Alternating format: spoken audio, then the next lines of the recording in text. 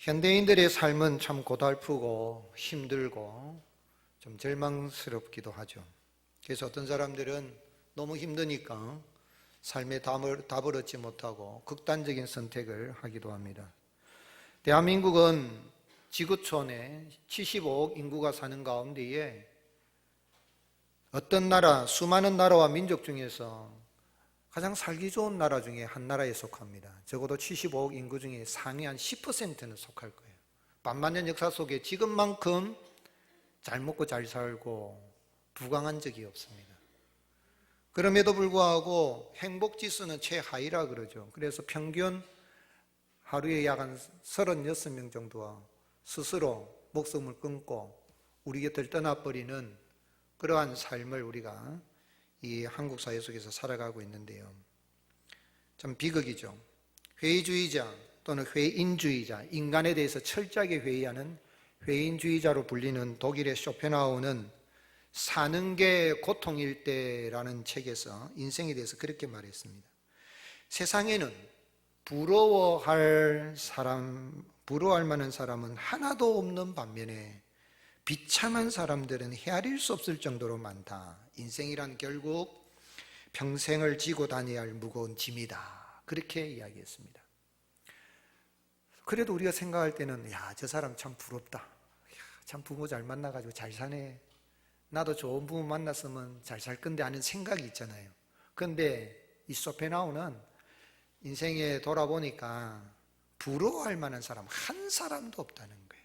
그런데 비참한 사람들은 헤아릴 수 없이 많다. 그러면서 인생이란 결국 평생 지고 다녀야 할 무거운 짐이다. 어떻게 보면 타락한 인간의 모습을 정확하게 진단을 했습니다. 우리 예수님도 인생에 대해서 정의를 내릴 때 수고하고 무거운 짐진자라고 정의를 내리셨거든요. 그래서 그런지 이 쇼펜하우어는 결혼도 하지 않고 아주 여성에 대해서 경멸을 했던 것 같아요. 그래서 결혼을 안 했으니까 개를 한 마리 데리고 살았습니다. 개를 데리고 사는데 개 이름을 뭐라고 지었냐면 헤겔이라고 지었습니다. 헤겔. 독일의 철학자이죠, 그죠? 당대에 있어서 독일의 철학계를 석권했던 이런 헤겔을 따가지고 헤겔이라고 이래요. 헤겔아, 그렇게 불렀습니다. 헤겔에 대해서 말할 때에 그리스도 이름을 빙자하는 또는 절대정신이라는 허구를 가지고 세계와 역사에 그럴듯한 이야기를 늘어놓는 야바이꾼이라고 하면서 헤겔의 정반 합일에 대해서 아주 비판을 하고 그렇게 했습니다. 그래서 이제 강좌를 열었는데 강좌를 열면 자기가 헤겔을 많이 비판하니까 많은 학생들이 자기 강의를 들으러 올 줄 알았는데 안 온 거예요. 오히려 헤겔에게 몰려가고 자기의 강의실은 비어버리니까 더 화가 나가지고 개 이름을 헤겔이라 지어가지고 볼 때마다 요놈의 헤겔, 헤겔 그러는 거예요. 헤겔아 그러는 거예요. 그런데 참 개 이름을 헤겔이라고 그러면서 헤겔에 대한 화풀이를 이래 하곤 했는데 이 개가 얼마나 충성스러운지 헤겔 이리 불러도 꼬리를 싹 흔들고 다가오고 그러니까 이 개는 헤겔보다 낫다. 그렇게 생각해서 헤겔이라는 이 개의 충직함을 보고 감동을 받아가지고 이름을 바꿨습니다. 나중에 이름을 뭘로 바꿨냐면 아트만이라는 인도의 이 우파니사드라는 책에 나오는 인간의 내면 속에는 숨겨진 진정한 자아, 참된 자를 말할 때에 그 사람 그걸 아트만이라니까 이 개를 보니까 헤겔보다 훨씬 낫고 진짜 자아를 있는 개의 그 맑은 눈에서 세계의 영혼을 본다. 그래서 이름을 아트만이라고 바꿨어요. 그래서 사람들이 이 개를 높이 평가하면서 사람은 개보다 불행하다 이렇게 막 떠들고 다니니까 사람들이 그러면 당신을 개라고 불러도 되겠느냐. 그러니까 이 쇼펜하우가 그래 나를 부를 때 개라고 불러라. 그래 불렀어요. 그러기도 했는데 그런데 이제 개가 어떨 때는 마음이 안 들 때가 있잖아요. 그러니까 이 개가 마음이 안 들면 뭐라고 부르냐면 이 사람아 사람으로 부르는 거예요. 사람이 마음에 누린 사람들 보고 개를 붙여가지고 욕을 하는데 개가 얼마나 이게 개 노릇하지 않고 자꾸 인간 노릇을 하니까 이 사람아 그랬다는 거예요. 개를 인간보다 더 도덕적이라고 보면서 인간이 개들의 삶을 지옥으로 만들고 있다고 붕괴도 했던 사람이 소페나. 회의주의자. 참 어떻게 보면 인생이 사는 게 고통스러웠던 그런 모습. 소페나 사진을 보면 정신없습니다. 보면 아주 막 머리가 탁 풍산이 돼가지고 이 타락한 인간의 그런 모습을 정확하게 봤던 그런 모습이 아닌가 생각해 보는데, 여러분 사는 게 정말 고통스럽고 내가 죽지 못해서 사는 것 같고 많은 사람들이 그렇게 살아가면서 인생은 고해다. 고해. 오늘 11절 말씀에 내가 그들이 어디를 지나갈 때 그랬습니까? 고난의 바다를 지나갈 때에 그랬습니다. 인생은 고난의 바다를 지나가고 있다는 거예요. 여러분 이 고해와 같은 이 고난의 바다를 지나가는 내 인생길이지만 어떤 상황 속에서도 내가 늘 기뻐하고 감격하고 감사하면서 살아갈 수 있는 길이 뭘까요? 오늘 여러분 사시는 게 행복합니까? 몇 사람밖에 안 행복하신가? 예수님 믿는 사람들은 늘 행복하고 늘 찬송을 불러야 되겠죠. 근데 인생은 예수님 믿는 사람이라고 고난의 바다를 통과 안 합니까? 우리도 고난의 바다를 지나가거든요. 그런데 그럴 때라도 내가 기뻐하고 즐거워하면서 살아갈 수 있는 길이 뭐냐는 거죠. 이또의 손자며 베레가의 아들인 스가랴 선지자는 제사장이었습니다. 제사장으로서 바벨론 포로에서 주전 538년경에 귀국을 했습니다. 주변 586년 선정이 파기가 되고 약 한 50년이 지난 다음에 이제 돌아오게 되는 거죠. 돌아와서 이 학개 선지자와 함께 유다 백성들이 돌아오면 제일 먼저 뭐를 지어야 됩니까? 성전을 지어야 돼. 성전 지을 생각 안 하고 자기 집을 짓기 바쁘고 그러니까 너희들이 그래서 되겠느냐? 하나님의 성전을 먼저 짓고 하나님 말씀을 붙들고 다시 하나님께로 돌아가야 된다 하면서 독려했던 선지자가 학개 선지자와 스가랴 선지자입니다. 그런데 이제 오늘 말씀 속에 그렇게 하면서 하나님이 너희들을 돌아오게 하시고 복을 주실 것이다 라는 그런 내용이죠. 그러니 우상 드라빔들이나 복수자를 의지하지 말고 하나님을 의지하라. 그러면 하나님이 너희들의 마음을 즐겁게 할 것이다.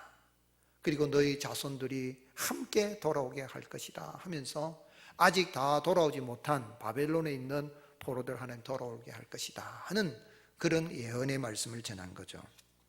그런데 왜 하나님은 그의 택한 백성들을 오늘 말씀해 보면 아수르 또는 애굽 또 바벨론이라든지 이런 데 포로로 잡혀가게 하고 노예 생활을 하게 하십니까? 애굽에서 400년 동안 노예 생활을 하고 북왕국 이스라엘은 10지파는 아수르에 망했을 뿐만 아니라 주전 721년에 망했을 뿐만 아니라 역사 속에 사라져 버립니다. 디아스포라로서 혼혈인으로서 살아가면서 유대인의 정체성을, 이스라엘의 정체성을 잃어버리고 그렇게 사라져 버립니다. 또 거기다가 남왕국 유다는 바벨론의 포로로 잡혀가지고 70년 세월을 보내게 합니다. 7년도 아니에요. 7년만 해도 우리가 얼마나 참 망각의 세월이라 그러는데 70년이면 3세대를 지나서 하나님이 노예로 포로로 잡혀가도 완전히 다 끝나버린 그런 상황에 처하게 하십니까? 왜 그렇게 하십니까? 또 하나님이 이렇게 때리시는 것이, 고난을 내리신 것이 사랑의 매라고 할 수 있을까요? 사랑의 매는 좀 어폐가 있는 표현이죠. 하나님 왜 그렇게 하시죠? 하나님이 택한 백성이고 사랑하시면은 이런 대적들, 원수들에게 지배를 받지 않도록, 식민 통치를 받지 않도록 그렇게 해주시고 막아주셔야 되는 거 아닙니까? 그런데 오늘 말씀에 스가랴가 예언한 것처럼 고난의 바다를 지나가게 하십니까? 고생에 눈물 쑥쑥 빠지게 만들고 그렇게 살아가게 만드십니까? 왜 그렇게 하실까요? 어떻게 하면 오늘 말씀 속에서 우리가 내 인생의 고난의 바다를 지나갈 때라도 낙심하지 않고 절망하지 않고 내가 찬송하며 살아갈 수 있는 길을 알 수 있을까요? 여호와 하나님께서 이스라엘 백성들이 이렇게 포로로 잡혀가게 하고 노예의 삶을 살게 하신 건 그들을 내버리시거나 미워서 괴롭히기 위함이 아닙니다. 6절 말씀에 보면 하나님이 내가 버린 일이, 그들은 내가 버린 일이 없었음 같이 되리라. 하나님 버리신 적이 없어요. 오히려 그 고난을 통하여서 인생에게, 이 모든 인생이 복을 받을 수 있는 길은 오직 여호와 하나님밖에 없다는 걸 알게 하기 위함인 거예요. 다 끝난 것 같아도 여호와 하나님은 택한 백성들을 고난 중에라도 반드시 복을 주시는 하나님이십니다. 그걸 알게 하기 위함인 거예요. 다 끝났어요. 더 이상 희망이 없어요. 절망도 아니라 다 사망이에요. 그런데 아니라는 겁니다.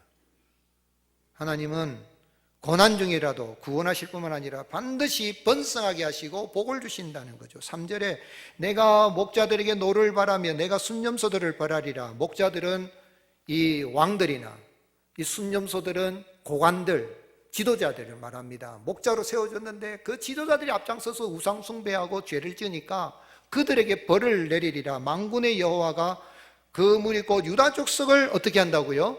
돌보아 케어하여서 그들을 전쟁의 준마와 같게 할 것이다. 전쟁터에 나가는 말들 중에서도 아주 늠름한 말들과 같이 유다 족속을, 요셉 족속을, 에브라임 족속을 그렇게 만들 것이다. 하나님이 돌보신다는 거예요. 결코 버리지 않으신다는 거죠. 4절에는 유다 족속에서 모퉁이 돌, 말뚝, 활, 싸우는 활, 권세 잡는 자가 나오게 할 것이다 그랬습니다. 여기 그에게서 4절에 보면 그에게서 모퉁이 돌이, 말뚝이 그에게서, 싸우는 활이 그에게서, 권세 잡은 자가 다 일절이 그에게서 나오는, 그에게서 나오는 걸 해석할 때 하나님에게서 나온다고도 해석할 수 있지만은 전후 문맥으로 봐서 앞에 유다 족속을 가리켜요. 유다 족속에게서 모퉁이 돌이 나와요. 코너스톤이 나오게 하시고, 유다 족속에서 말뚝이 나오게 하시고, 유다 족속에서 활, 싸우는 활이 나오게 하시고, 또한 권세 잡은 자가, 모퉁이 돌이 뭡니까? 건축을 시작할 때 코너스톤, 머릿돌이죠. 그걸 하고 집 모양을 제대로 그 중심으로 지어가는 겁니다. 이 모퉁이 돌은 이 부채살 모양으로 돼가지고 건물들을 서로 연결해 나가는 데 있어서 중요한 주춧돌이 되는 겁니다. 이 건축의 시작이라는 거죠. 말뚝은 뭡니까? 말뚝은 우리가 이 텐트 치우는 것을 해본 거에 보면은 이제 다 해도 줄 당겨가지고 말뚝을 다 받고 나면 텐트가 완성이 된 거죠. 말하자면 건물 시작부터 마지막까지 다 할 수 있는 그러한 것이 유다 족속에게서 나오게 할 것이고, 그리고 싸우는 활, 권세 잡은 자, 활을 뿐만 아니라 능력 있는 자, 활을 쏠 때 백발백중에 활을 쏠 수 있는 권세 있는 자가 유다 족속에서 나오게 하여서 그들로 하여금 이제 구원을 받게 하고 또한 그들을 즐겁게 하고 그들의 마음을 기쁘게 할 것이다 라는 말씀입니다. 5절 말씀에 싸울 때에 용사같이 거리의 진흙 중에 원수를 밟을 것이라. 여호와가 그들과 어떻게 하신다고요? 함께 한즉 그들이 싸워 말탄 자들을 부끄럽게 하리라. 하나님께서는 유다 족속을 견고하게 하고 요셉 족속을 구원할 것이다. 내가 버린 적이 없다는 겁니다. 8절 말씀에는 내가 그들을 향하여 휘파람을 불어 그들을 모을 것은 내가 그들을 구속하였습니다. 그들이 이전과 같이 다윗 시대와 같이 솔로몬 때와 같이 번성하게 한 같이 번성하게 하리라. 하나님이 목자가 되셔서 휘파람을 부는 겁니다. 양들이 쫙 오는 겁니다. 모이면은 그들을 내가 이전에 번성하게 했던 것처럼 번성하게 할 것이다. 택한 백성들을 반드시 고난의 바다를 지나갈 때라도 구원하여 주시고 복을 주시는 하나님. 11절 말씀 같이 읽겠습니다. 내가 그들이 고난의 바다를 지나갈 때에 바다 물결을 치리니 나일의 깊은 곳이 다 마르겠고 아수리의 교만이 낮아지겠고 애굽의 규가 없어지리라. 아멘. 그런데 여기 내가 그들이 고난의 바다를 지나갈 때는 사실 의역이라고 봐야 돼요. 히브리어 원문을 그대로 직역을 하면 그가 고난의 바다를 지나갈 때에 3인칭 단수입니다. 주어는 주어에 있어서의 3인칭 단수입니다. 그런데 내가 그들이 고난의 바다를 지나갈 때에 있는데, 그럼 누가 고난의 바다를 지나가는가? 3인칭 단수니까 그가 하면 누구겠습니까? 여호와 하나님. 우리 성경 번역은 의역이에요. 그래서 킹제임스 번역에서는 그대로 직역을 해서 그가 고난의 바다를 지나갈 때라고 번역했고, 박윤수 목사님도 이 부분에 대해서는 바로 이 번역을 해야 된다라고 주석을 달았습니다. 그가 고난의 바다를 지나갈 때, 말하자면 택한 백성들이 홍해를 지나갈 때에, 요단강을 지나갈 때에 누가 지나가신 것입니까? 여호와 하나님이 함께 지나가신 것입니다. 오늘 여러분, 하나님은 택한 백성이 지나갈 때에, 고난의 바다를 지날 때에, 불같은 용광로를 지나갈 때에 그냥 가게 하지 아니하시고 여호와 하나님이 친히 함께하여 주셔서 바다 물결을 쳐서 멈추시고 드라이랜드로, 마른 땅으로 건너가게 하시는 하나님이십니다. 그 하나님이 바벨론 70년에 잡혀간다 할지라도 제2의 출애굽과 같이 다 돌아오게 할 것이다. 그들이 고난의 바다를 지나가지만 사실은 내가 그들과 함께 지나간다. 그런 의미에서 이제 의역을 했죠.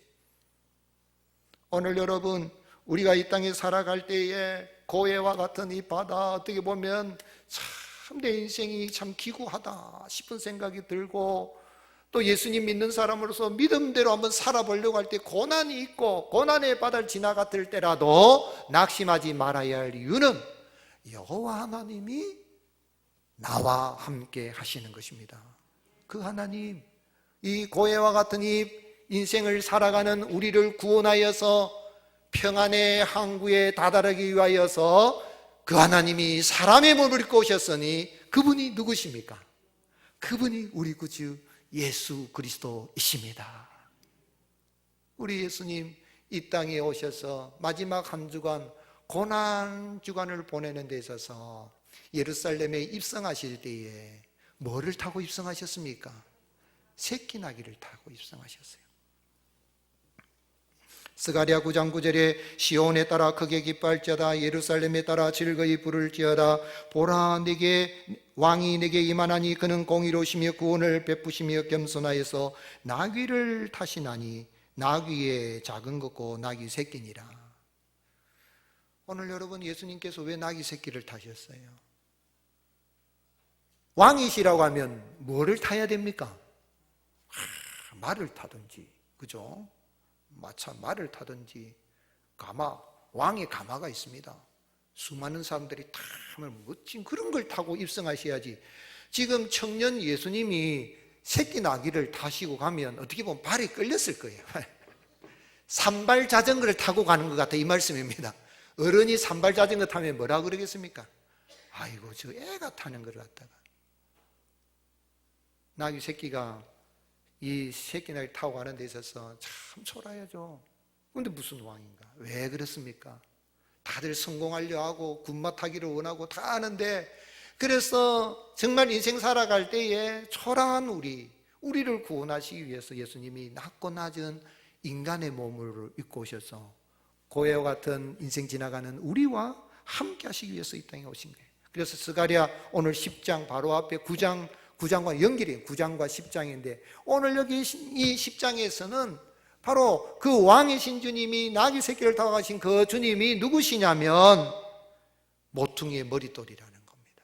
예수님 친히 말씀하셨어요. 마태복음 21장 42절에 예수께서 이르시되 너희가 성경에 건축자들이 버린 돌이 모퉁이의 머릿돌이 되었나니 이것은 주로 말미암아 된 것이요 우리 눈에 기이하담을 읽어본 일이 없느냐. 예수님이 모퉁이 돌이 되셔서 유다 지파를 따라오셨고 말뚝이 되셔 오셨었고 싸우는 활이 되어 오셨고 또한 권세 잡은 왕으로 오셔서 우리가 고난의 바다를 지나갈 때라도 결코 버려두지 않으시고 구원하여 주시는 주님이신 것입니다. 또한 그 주님은 하나님께서 택한 백성들을 휘파람을 불어서 불러 모으신 것처럼 그의 양떼들을 하나하나 이름을 부르시고 그들에게 영생을 주시고 풍성한 삶을 살게 하시는 선한 목자이십니다. 요한복음 10장 2절에 문으로 들어가는 이는 양의 목자라 문지기는 그를 위하여 문을 열고 양은 그의 음성을 듣나니 그가 자기 양의 이름을 각각 불러 인도하여 내느니라. 이렇게 자기 양을 고해와 같은 인생 살아갈 때 잡아먹으려고 하는 일이나 이런 승냥이나 맹수들로부터 그의 양을 지키기 위해서 목자 되시는 주님은 휘바람만 부는 정도가 아니라 그 양이 위기에 처했을 때에 어떻게 하십니까? 당신의 목숨을 버려서라도 양을 지키시고 보호하시는 주님이십니다.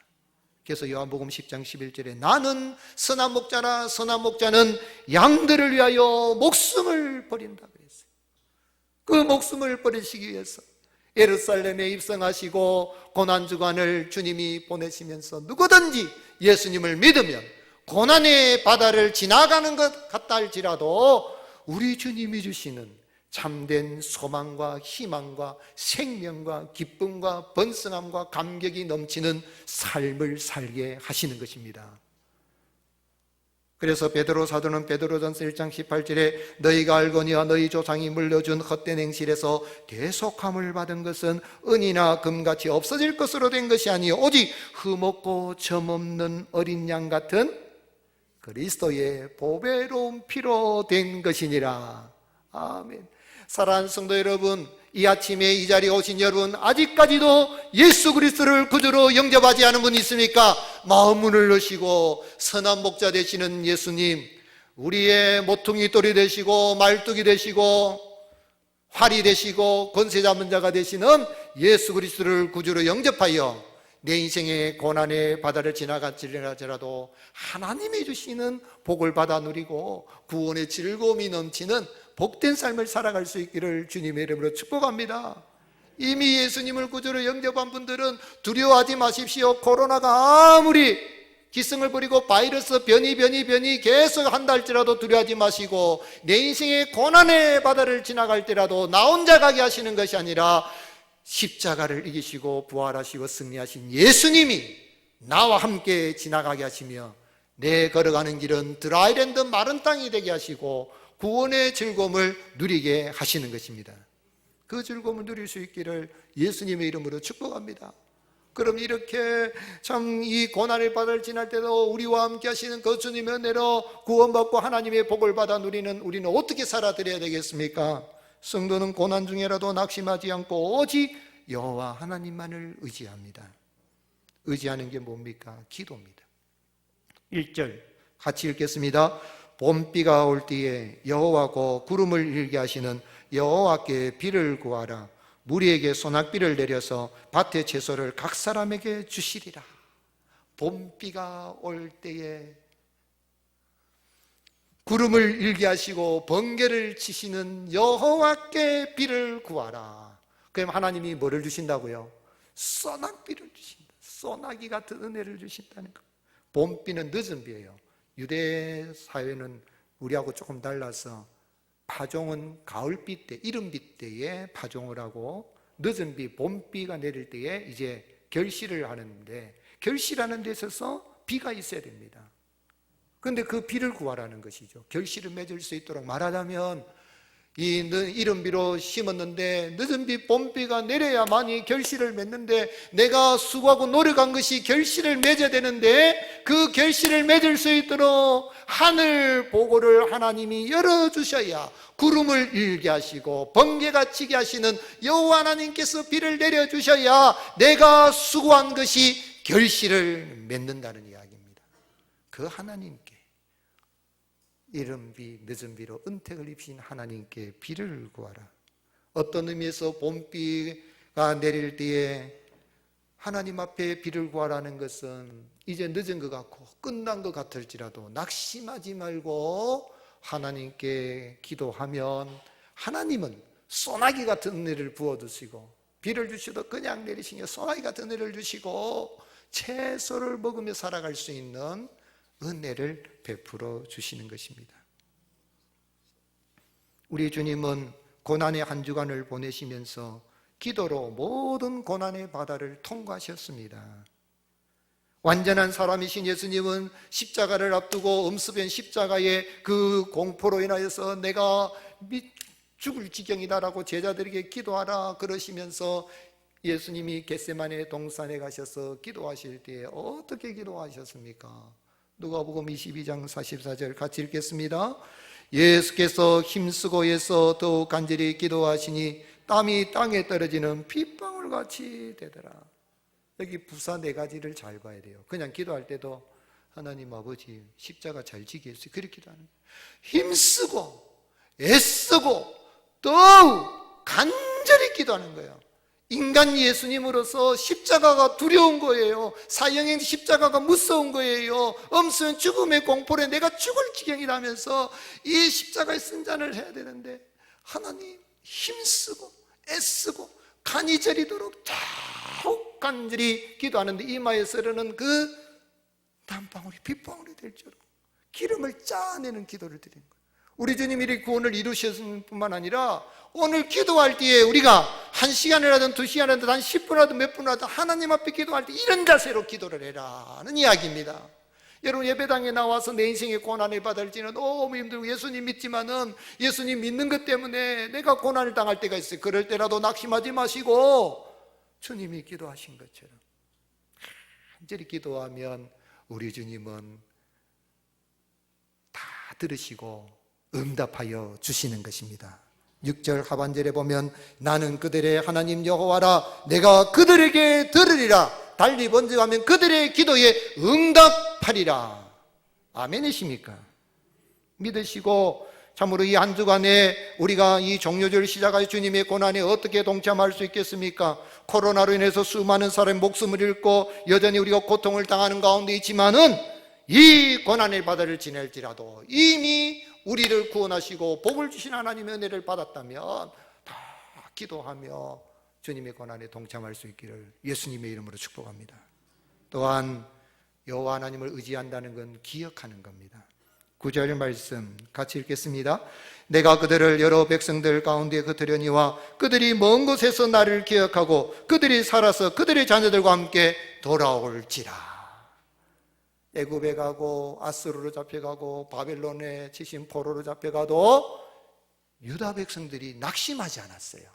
성전은 다 파괴되고 불탔지만 그들은 그곳에서도 회당을 만들고 유대인들은 10사람만 모이면 회당, 마을의 회당을 만들고 그리고 하나님 말씀 붙들고 그렇게 하면서 하나님이 돌아가게 하실 거야.